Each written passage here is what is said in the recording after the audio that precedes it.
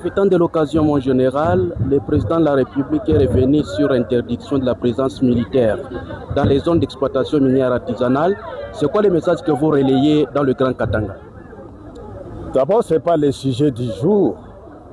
La confusion que la presse parfois amène, c'est de faire du mélange. Ici, le commandant en région est scientifique, chercheur. De bonnes questions d'intelligence doivent être relatives aux questions de sciences. Mais d'une pierre deux coups, je suis le commandant en région militaire, je suis le chef des soldats de l'espace du Grand Katanga. Il est interdit effectivement qu'il y ait des militaires, pas seulement dans les sites miniers artisanaux, mais tous les sites miniers. La question, c'est de savoir qui a suivi l'autre.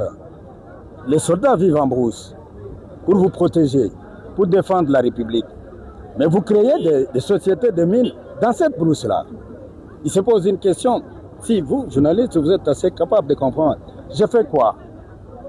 Vous demandez à votre armée de rester dans des hôtels enfermés ou de rester dans des brousses pour vous protéger. Et quand vous creusez des mines, vous allez là où ils sont. À l'époque de la guerre des 6 jours, de l'aéroport jusqu'en Zambie, c'était la brousse, c'était plein de soldats, parce qu'il fallait protéger la nation.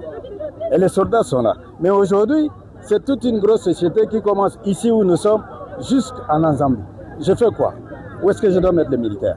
Mais il est interdit aux soldats d'aller dans des mines, perturber la production. Seulement, nous devons prendre des dispositions correctes. Qu'est-ce que je dois faire, moi, comme commandant? Je dois sécuriser la patrie avec les mêmes soldats, pas en les mettant dans la maison, mais en les déployant sur tous les espaces susceptibles d'être envahis par l'ennemi. Vous comprenez le dilemme? Mais l'ordre du gouvernement est clair.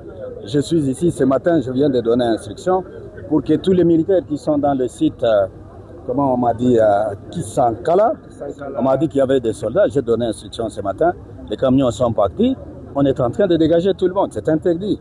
Mais ne venez pas chercher des militaires. Les militaires, c'est vous qui les invitez. Lorsque vous avez des conflits, vous voulez voler les mines d'autrui, vous voulez casser les machines d'autrui, c'est vous qui allez chercher les soldats qui sont en brousse pour venir protéger ce que vous gardez. Donc, interdisez-vous d'inviter les militaires dans vos affaires. Moi, je retire mes militaires, je les mets là où ils doivent travailler pour la République. Merci, mon général.